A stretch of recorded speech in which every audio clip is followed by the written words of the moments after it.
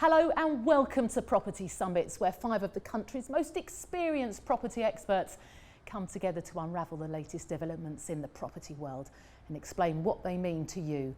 I'm Emma Birchley, and joining me today are Tony Gimple, a man with a direct and no-nonsense approach when delivering advice to buy-to-let landlords, investors and developers, whether that's on tax, accountancy, finance or succession planning. John Howard knows a thing or two about the property business, having bought and sold nearly 4,000 houses, apartments and developments over 4 decades. And we have Nicholas Warwick, who is an experienced investor, developer and property mentor, who makes the most of his expertise in his role as CEO of the world's largest international property forum, providing advice on how to make money through property. Joining me too is Paul Mahoney, best-selling author and serial entrepreneur. He's the founder of Nova Financial Group, providing property investment advice with a particular focus on the buy-to-let sector. And last but most definitely not least is Richard Bush, who turned a personal interest in crowdfunding and peer-to-peer lending into a professional passion, co-founding Crowdlords, which pools resources to enable more people to benefit from investing in property. And first off today, it's tax, and you are the man, Tony, who knows all about that. I won't say I know all about it, but I know enough not to be dangerous. Excellent, we'll find out about that now. Now, first off, 130% super deduction on capital allowances. What does that mean? Basically means if you're running a proper business, typically limited companies, you can claim back 130% of the capital cost of qualifying expenditure, typically plant, machinery, refurb, etc. It's a way of stimulating growth in the economy. It's also not quite what it seems. It's a classic Greek gift. Give with one hand, take with the other. In that, yes, so let's say you've spent £10,000 as an allowable expense for capital expenditure purposes. You've previously paid tax, so you made a profit in the past. You can deduct that now 13,000 from the tax bill or get a refund. It works out, roughly speaking, about 25p in the pound overall. Trouble is, you may get some short-term cash flow benefit. However, by the time you take into account the corporation tax increases, the Chancellor will have clawed that back in the long term. It's also, as they say on the DIY programs, don't do it at home.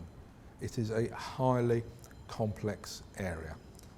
And unless you're used to doing accounts, working out what can be claimed, how it should be claimed, and over what period, it's a very difficult thing to do for the individual.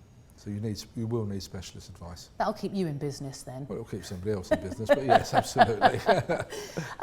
What is the point of it? What's the government hoping to achieve with this? We've gone through some really difficult times. Brexit, COVID, losing at football, which tends to be national pastime, but nonetheless.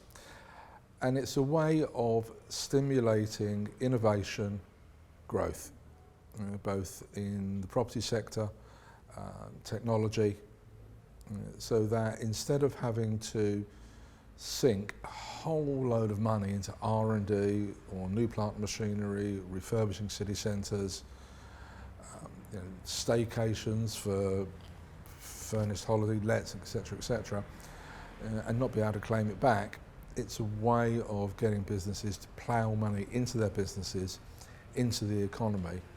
So the next time the government has to put its hand in its pocket, state protection racket, that's essentially what it is, and it hasn't changed forever. We've got a stronger economy, more taxes have been paid, they can bail us all out, and we're growing independent trading nation. Tony, if I may, I've got a question for you. If perhaps someone actually on the panel today is potentially buying a commercial property, and a friend of mine. Mr. Smith. Mr. Smith, in an SPV, so a new company buying commercial property, which they're eventually going to convert into residential. Yes. What is the chance of Mr. Smith being able to claim back of someone else's expenses, commercial expenses, on that office building before it's then converted to residential? Is there any chance or not? Assuming they haven't claimed it. Assuming they haven't claimed it. Yes, is the short answer. And how would you get it? Would you get the? You get a rebate. Would you get it valued? The work that's been done on that building. How does it work? You need to be able to prove your claim. Yeah. The allowance cannot have been claimed before on that property, and you've got to make a profit.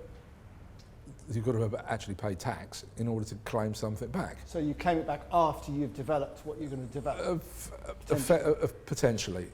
Well, I'm glad I came today now. But how would you find out if they've claimed back in the past or not?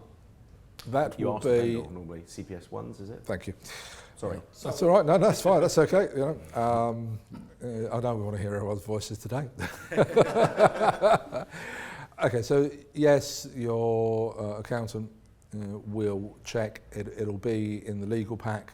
The conveyance. It's a question you ask on the conveyancing. Have you ever claimed capital allowances? I mean, it's actually, you know, people watching this show. A lot of people will be looking to buy commercial to convert it into residential. It's a, you know, it's a very, you know. It's kind of supporting. In that the example, PD, your friend is buying the company that owns. No, I never recommend anyone to buy a company that's already in, you know, in business or been in business a long time, because the due diligence on that company is, I'm sure Tony will say, is horrific. If someone fell down 4 years ago and broke their leg, you could claim next year on it. So, so no, SPV. So if you're buying the asset, even still, you can benefit from the allowances because it's on the actual asset itself. So does this super deduction incentivise developers? Or do you see it as just, you know, you're gaining here but you'll lose over there? I personally see it as a bonus because I'm not confident enough about it yet, if you get my meaning. But I think as it's proved and more people do it, and as long as Rishi doesn't let us down and then think, well, made a mistake there, I'll change the rules. Because really? Chancellors do that? As chancellors do that. Chancellors change. Funnily enough, and they change. They sometimes become prime ministers. Then I think, I don't know about you think, Nicholas, but I think as the time, you know, as the time goes by, as it unfolds and it shows that it is a valid it becomes bonus. more confident. And then you know what's going to happen. You're going to have all these so-called property educators doing courses on it. That'll be the next thing. What, like we are now, you mean? We don't charge for our services. True. This is absolutely. all free. I mean, absolutely. As I've heard Tony say many times, you shouldn't let the tax tail wag the investment dog. And I don't think anybody's developing for a deduction. But if you can get it, great. I think that's good advice, Paul. Yeah, very good. Because things aren't happening fast, are they? I guess when you're doing deals, they're not always happening rapidly, and things could have changed before you are seeing the benefit. And developments anyway. take time. Good as well. point. You know, it might take you 2 years, and the deduction might not be available in 2 years. Yes. I know it's new, Tony, but do you know if you're, let's say you're buying this asset into an SPV, but you have a profitable company that's the holding company, can that benefit flow up to the profits in the holding company? That's where you start to get into some really complex areas. Good that we've got That's you, why Tony. we've got you, Tony. That's why we got you here. So what's the answer? What's the answer? I'll just buy some thinking This is all time. free advice. That's the great thing. Normally he charges. It's great, Absolutely, yeah. By the letter. isn't it? We know And that. everyone else is benefiting. Who's Exactly. watching? Everyone's watching. Yeah. So the changes in corporation tax have yet to be fully felt or properly understood. I know we're going to cover that later today, but in principle, if you are a connected person, in essence, you know, you've already got other companies, you will fall into the higher rates of corporation tax. So the whole 130% is just a bit of a loss leader in some ways by government.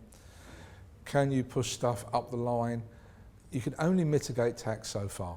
And as Emma said at the beginning, back in 18, whatever it was, you know, the revenue of the day, you know, lost 8.5 billion between 2018-19 in avoidable mistakes. Avoidable mistakes, yeah, or mitigatable mistakes is generally polite phrase.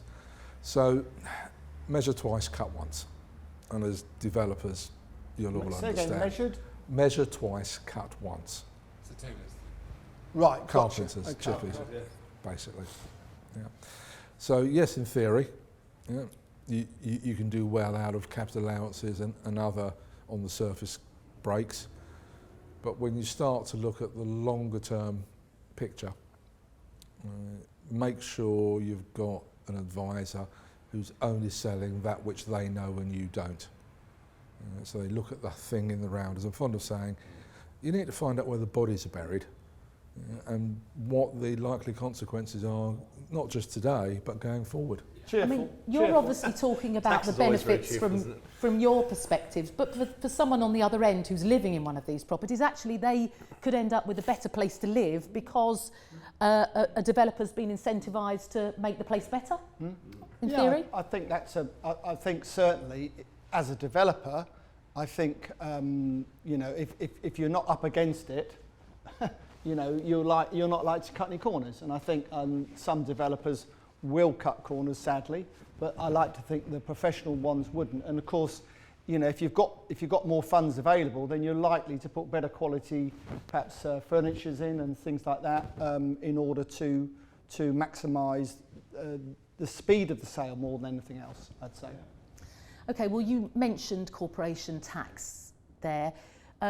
There are different levels, aren't there, for different amounts of profits. Tell us about that. Okay, so rather than going into the granular detail, because profits can be calculated in all sorts of ways, there's been a lot of talk about the best way, say, to run a buy-to-let portfolio was via limited companies. You know, the universal panacea to Section 24.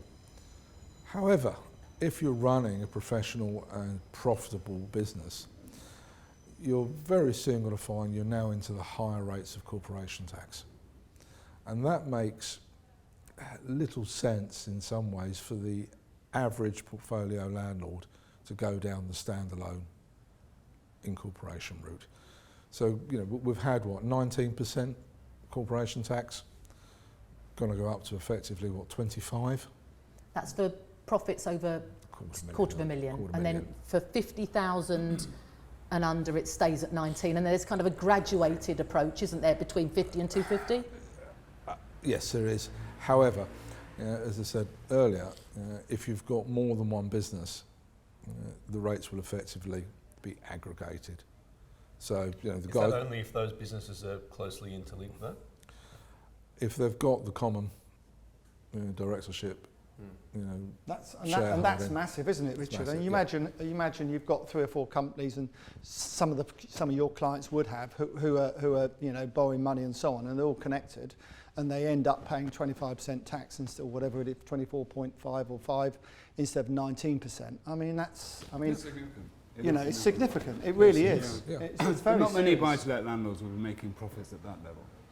No. Not unless they've got a large portfolio. Not annual profits. That's a significant. But it is Richard, a significant sum. it is. I'd say the majority are probably under 50. Yeah. Yeah, but if they're ambitious and they want to get on, they will end up doing that. And the government were talking about getting the corporations tax down to 16% after Brexit, because they know that we need to be competitive across the world. Southern Ireland is 13%, for instance. But COVID hadn't happened then, I guess, and money needs to be clawed back but somehow. Emma, you could argue that actually you're shooting yourself in the foot, because you want more companies to be based in the UK, and by increasing the tax, what does that do? Yeah, there's an argument to say that the lower the tax rate, the more revenue you bring in, because the more companies are willing to pay tax. Yeah. But will anybody here change their strategy because that extra 6% of tax? Richard, I know you like paying tax, and you've got a very high moral code, but for property developers like me, Nicholas, Paul, we haven't. And well, I'm speaking. Perhaps I'm speaking with such. By the way, no one wants to be sat next to me for some reason. But anyway, the point is that it's just not right. You know, we are the entrepreneurs in this country. We are the people employing thousands and thousands of people. The small entrepreneurs, we're all considered small. We employ most of the people in the UK, and it's just not right that they should be pushing it up all the time. I'm hoping, fingers crossed. He doesn't know it yet, but I'm hoping that Rushi's going to have dinner with us in October. He doesn't know it yet, but we haven't invited him. He's going to be the 6th panelist. He's going to be there's about 20 of us having dinner with him, hopefully. And I should bring this up with him because I'm absolutely furious that the rate's going to go up to 25%. When's that happening from? It's effectively happening from the 21-22 tax year. Yeah. Right, okay. So we as property summits are always talking about treating your property investments as a business And being and being professional and pushing to higher levels. And this is helping de-incentivise people Without question. to do that. And it's a shame. Absolutely. But I think isn't that what the government are trying to do anyway? Push the smaller landlords out and allow the bigger ones to push in and be able to cope with that. But not using they're not using the tax to achieve that. I think what they're doing what they're doing on that is they want all people who are invested in property to run a limited company with annual returns. That way because so many people aren't paying tax. They're selling their second, third home. They're not paying any tax. I think eventually they'll make it the responsibility of the solicitor, because now if you make a capital gain, you've got to pay it within 8 weeks, is it, or something crazy? Effectively. Yeah, no, it's bonkers. I think they'll make it the responsibility like they do abroad. Like SDLT as well. Yeah, to actually, So exactly. it's taken out as Like part stamp. of the deal. I you're think doing so. it. I think that's what they'll do. But can I ask a question of Makes you two sense. then? Because you do large developments. We were talking about some. Not always. some of We're them very earlier. happy to do small You do small ones. and Yeah. large. Yeah. any Small and size. large. Anything that makes good money, Richard. Exactly. You can do far better on a small one than a large one sometimes. But since the announcement of the change in the tax rate, have you changed how you appraise those projects? Have you changed how you decide whether or not to carry on with the project because of the fact your tax rate is going to be higher based on the profits that you The make? short answer is no. No. But like John said, if you can get a bit of an extra allowance, like these capital allowances, Sure. the super allowance, then that Yeah. could be a nice bonus that, in your SWOT analysis, Yeah. it's another tick. And Richard, with that 130% allowance, would you, if you knew it was coming and you were lending money to a developer on that, would you take that into account in your calculations? No. Oh, that's nice. Why not? That's a bit harsh, isn't it, Richard? Well, because it affects the after-tax profits, and Rather our than- interest is the value of the asset Gotcha. and not the profitability of the company. No, I So understand that. I take that back. that's okay. Yeah. The developer has to deal with their own tax, so it's not your concern. Yeah. But there's one key point that everyone misses. You only pay tax if you're making a profit. Well, it's So all your right profits might be a bit smaller, but you're still making a profit. But you're It's still all making a right profit. saying that, Yeah. Tony. But it's all right saying that, Tony. But every time, it's the entrepreneurs in this country that are getting hammered every time, and it goes on and on and on. At some point, people are going to say, I can't be bothered with it. I've got enough money. I'm going to retire. And all that does is stop more people being, less people then are going to be employed. So it's all right saying that. Oh, you don't make, you made a profit, you've got to pay your tax. Yes, you have got to pay your tax, but for goodness sake, give some of us a break. I am, as far from being a socialist as it's possible to get. No, John is. Well, he's even further. Don't step on John's toes. Oh, sorry, old chap. Sorry. Where's that badge with pride? However, look how much the government has had to put its hands in its pocket just to keep us where we are. And at some point, we all have to contribute to that pot. And there's a lot of talk about social housing, housing shortage, how many properties we've got to build, coping with an ageing population. Well, actually, the bit where I really do agree is that if we had one universal tax rate for everyone, say a flat 20%, or whatever the number happens to be, that most certainly would raise more money. However, we've got the classic two cultures divided by a common language. Earlier on, if like in the warm-up, we were talking about how attitudes in different parts are different. So, back to the 80s and beyond, when But what you're not saying, if you don't mind me, That's if you all right. don't mind, is we're all paying 45% personal tax on top of the corporation tax. okay. And that's what's wrong. 60 odd, 65, 70% tax. and there lies the rub. Yeah. Yeah, because you've got a business, you're paying corporation tax, you're now taking salary, Yep. so you're paying income tax, employers' national insurance, employees' national insurance, auto enrolment, all of the costs that go with it. You can run out of your director's loan account very quickly, you can run out of capital allowances very quickly. And if you start to work out, for that successful entrepreneur, whatever the turnover happens to be, if they start to pay too little tax, and technically you could actually end up paying no tax, whether it's morally right or wrong, I'll leave that to everyone else's conscience. You've now got another problem. How do you borrow money as an individual? But only the problem is that it's the super rich don't pay any tax at all. The poor, the people under a certain level don't pay any tax. It's all lumbered on the rest of us to do it, and that's not right. Now, let's quickly talk about this new making tax digital. The government really wants making everyone deal with everything digitally. You were talking about the pot and people putting into the pot, but there's not as much in the pot because people are managing to find ways around it. Tell me about this making tax digital. It does what it says on the tin. Literally, with modern technology, and initially it was aimed at VAT registered businesses. You can take with your device, mobile phone, whatever, photograph your receipt, that will post it to any one of these myriad of bits of accounting software.